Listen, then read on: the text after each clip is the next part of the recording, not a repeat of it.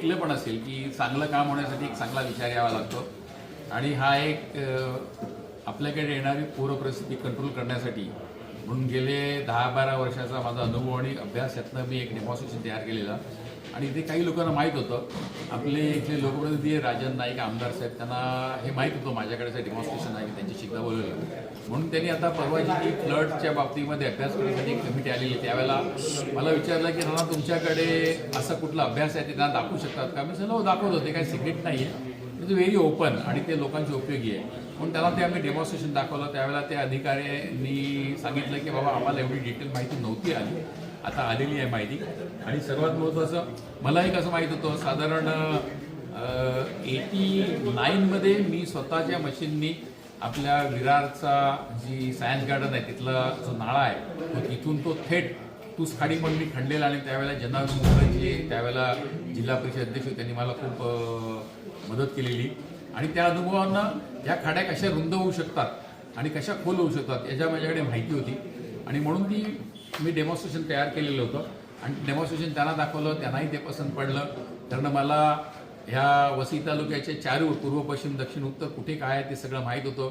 पावसाचं पाणी कुठून येते, ते कुठे जायला पाहिजे, कसं जायला पाहिजे, भरती ओटीचा थोडासा अभ्यास होता आणि त्यातनं मी डेमॉन्स्ट्रेशन तयार केलं होतं आणि त्यांना दाखवलं. आणि तुम्ही बघितलं असेल की तुंगारेश्वर डोंगर म्हणजे विरार पूर्वकडनं येणारा पाण्याचा लोट जो आहे तो पश्चिम भागामध्ये येतो, रेल्वेच्या पूर्व पश्चिम पसरतो आणि तिकडनं खाडी समुद्रामध्ये जाण्याचा मार्ग म्हणजे दक्षिणोत्तर दोन ज्या खाड्या आहेत, एका बाजूला वैतरणाची नदी आहे उत्तरेला आणि दक्षिणेला आहे वसईची खाडी, तिथे जातं आणि तिथून ते पाणी मग समुद्राला मिळतं.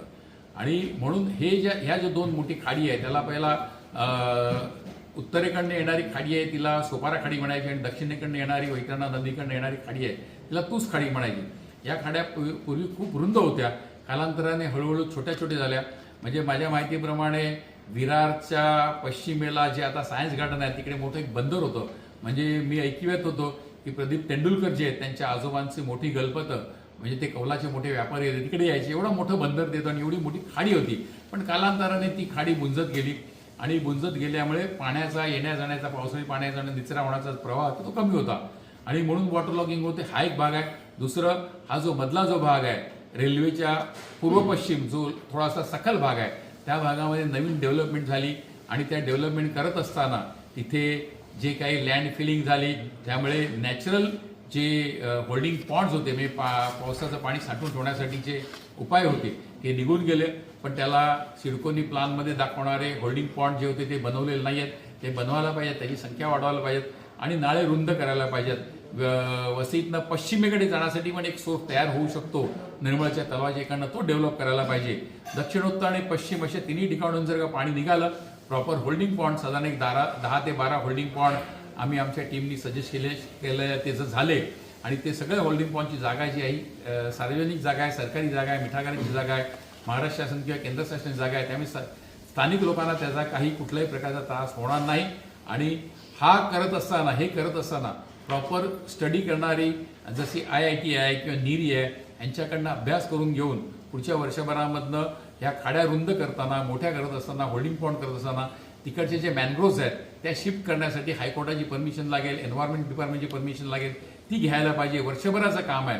कोणी नेटाने हे काम करायचं ठरवलं तर नक्की होईल. इच्छाशक्ती चांगली पाहिजे आणि शासनाकडनं पाठपुरावा पाहिजे, पाठबळ पाहिजे तर हे काम होईल. कारण काय ही खाडी रुंद करायची आताची जी खाडी आहे ती दोन्ही तोंडाला 40-42-45 मीटर आहे. ती खाडी खरं म्हणजे 150 मीटरपेक्षा जास्त मोठी असली आणि आता आहे त्याच्यापेक्षा डबल टिबल जर खोल असली तर या खाडीतनं पावसाळी पाण्याचा निचरा हा फास्ट होऊन हे पाणी निघू शकतं आणि वॉटर लॉगिंग आहे हे कमी होऊ शकतं. नाही, याला मोठ्या प्रमाणात खर्च आहे, तो खर्च कसा काढायचा परत तुमच्या डोक्यात जे प्रश्न आहेत ते माझ्या डोक्यात प्रश्न येतात की बाबा एवढ्या मोठ्या प्रमाणामध्ये जर का खाड्या मोठ्या केल्या तर त्याचा गाळ कुठे नेऊन टाकायचा, याच्यासाठी खर्च करायचा तो खर्च कोणी करायचा. हे खर्च करण्यासाठी खूप चांगले सोर्सेस आहेत आपल्याकडे. जसं वॉटर सोर्स डेव्हलपमेंट चार्ज महानगरपालिकेने लावलेलं आहे तसं फ्लड वॉटर मिटिगेशन चार्जेस पण आपण देऊ शकतो. नवीन येणाऱ्या डेव्हलपरकडनं नवीन प्लान सँक्शन करत असताना वॉटर सोर्स म्हणजे वॉटर सोर्स डेव्हलपमेंट चार्जच्या धर्तीवरच फ्लड मिटिगेशन चार्जेस जर आपण तयार केले आणि त्यातनं उत्पन्नाचा स्रोत तयार करू शकतो. महाराष्ट्र शासनाकडनं केंद्र शासनाकडनं याला अनुदान लोन मिळू शकते MMRDकडनं पैसे मिळू शकतात। गोगटे सॉल्टची जी 1500 एकर जमीन आहे त्या जमिनीमध्ये काही भागामध्ये होल्डिंग पॉइंट, काही भागामध्ये IT पार्क बनवून त्यातनं उत्पादन MMRD घेतले आणि ते MMRDकडनं आपण पैसे घेऊ शकतो।